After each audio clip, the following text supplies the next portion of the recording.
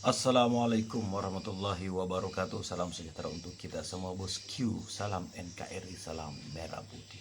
Mari kita simak videonya. Memasuki jam istirahat, siswa-siswi Madrasah Ibtidaiyah Negeri 1 Kabupaten Sumeneb, Jawa Timur kembali mengeluarkan kotak bekalnya masing-masing. Per hari ini, Senin 17 Februari, tak ada lagi makan bergizi gratis yang dibagikan. Pemberhentiannya diinformasikan kepada pihak sekolah melalui grup WhatsApp sejak Sabtu lalu. Siswa pun kembali diimbau untuk terlebih dahulu sarapan atau membawa bekal masing-masing. Lantas, sampai kapan? Ini berhenti sementara atau sampai kapan? Ternyata jawabannya dari Kepala SPPG memang sampai ada pengumuman lebih lanjut. Bukan pertama kali, program makan bergizi gratis tiba-tiba dihentikan. Sebelumnya di awal bulan Februari, sekolah-sekolah di Payakumbuh, Sumatera Barat juga kompak tak lagi menerima distribusi makan bergizi gratis dengan alasan evaluasi teknis. Tim Liputan 6 SCTV melaporkan. Kalau saya sih inginnya mah nggak usah makan gratis. Sekolah-sekolah gratis. Makan gratis dari mana? Nggak ada enaknya itu Pak. Kalau bisa duit negara itu buat abang lah gitu kan. Jangan, bukan buat abang. Itu tadi bang, nanti kan kasih duit buat bapaknya kawin lagi, buat touring, nah, macam-macam lah. Ya namanya laki-laki banyak aja kan beli raket baru, main bulu tangkis, kan repot juga bang. Jadi Ya, nanti subsidinya nggak tepat sasaran, gimana kalau ada pendapat kayak gitu? Makanya tuh yang tukang korupsi saya bilangin tuh jangan suka makanin duit rakyat. Gitu bang. Kasihan rakyat. Aturan mah kita bisa mensejahterakan rakyat, tapi rakyatnya sekarang kesejahteraannya berkurang, bahkan tidak ada, dimakan oleh kalian. Hei kalian, bangun dari tidurnya, jangan terlalu mimpi banyak. Hari ini ada potretnya Pak Prabowo Subianto yang ketika peresmian Danantara salaman dengan Pak Jokowi digoreng dengan sedemikian rupa. Gua gak ngerti lagi nih orang-orang seperti ini ya. Kalian udah gak punya bahan lagi apa gimana sih? Hah? Pak Jokowi dengan Pak Prabowo cuman salaman doang. Dengan Pak SBY juga sama salamannya. Apa yang salah gitu? Luar biasa banget nih, saya sampai kaget gitu ya dengan perilaku manusia-manusia seperti kalian ini gitu. Kok bisa orang salaman disalahin gitu? Harusnya gimana orang salaman? Menghormati orang itu kan biasa itu. Kok ada ya pemikiran yang seperti kalian ini, seolah-olah di situ Pak Prabowo salah gitu. Memang gimana ya cara berpikir kalian ini? Opung Luhut bilang Danantara tidak akan dikelola orang titipan. Percaya kalian gak? Percaya kalian? Kalau aku sih kagak percaya deh, sumpah dah.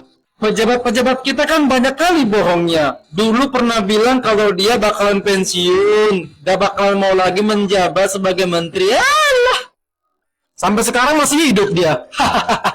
Lagian sulit dipercaya sih, sedangkan di kabinetnya aja banyak menteri titipan.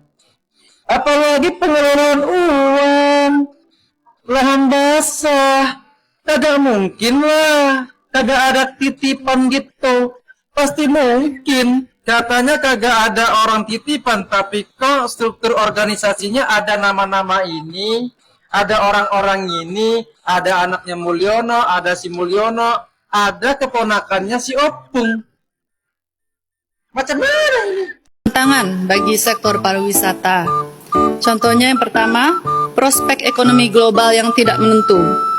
Lanskap geopolitik yang berubah banyak menciptakan tekanan yang membuat para pelaku usaha lebih berhati-hati dalam ekspansi dan pengambilan keputusan strategis. Yang kedua, optimalisasi pengeluaran pemerintah. Langkah efisiensi penggunaan anggaran seperti pengurangan perjalanan dinas dan studi lapangan turut mempengaruhi sektor pariwisata domestik. Tidak dapat dipungkiri, optimalisasi pengeluaran pemerintah berdampak langsung pada pendapatan pelaku usaha dalam jangka pendek. Namun, relokasi anggaran ini diharapkan Mungkin Anda juga mendapatkan postingan tentang Menteri Pariwisata saat pidato seperti ini. Kita saksikan bersama. Kondisi-kondisi terbaru banyak memunculkan tantangan bagi sektor pariwisata. Contohnya yang pertama, prospek ekonomi global yang tidak menentu. Lanskap geopolitik yang berubah banyak menciptakan tekanan yang membuat para pelaku usaha lebih berhati-hati dalam ekspansi dan pengambilan keputusan strategis. Lalu kita juga mendapatkan berita, potongan berita dan diulang-ulang oleh sejumlah media tentang apa yang disampaikan oleh Maru Arar Sirait ketika bertemu dengan para pengusaha dan kemudian ada pengusaha yang tersinggung. Kita dengarkan juga bagaimana dan situasinya seperti apa. Saya sampaikan kepada Pak Menteri yang terhormat, seperti suasananya subkoordinasi dengan kita. Ya, apalagi ke saya bilang kau gitu.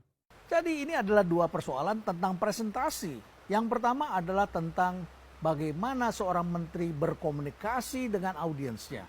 Satu, kalau kita komunikasi itu adalah pertautan hati.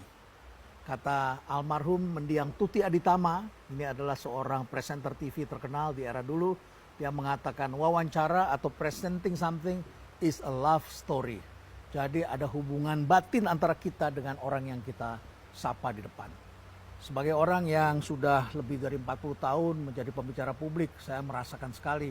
Saya memilih untuk berdiri dan saya mengatur agar PowerPoint saya berisi kata bukan kalimat. Dan saya memilih untuk ada pertautan hati dengan audiens saya.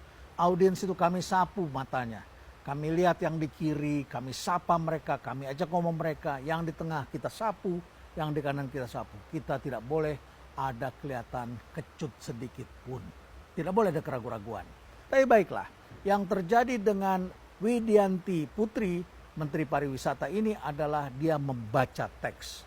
Jadi ketika berpidato jangan bicara teks, karena jadi menteri itu sebaiknya hanya pointers, ya, kalimat hanya satu kata-kata, kita sendiri yang menguraikan.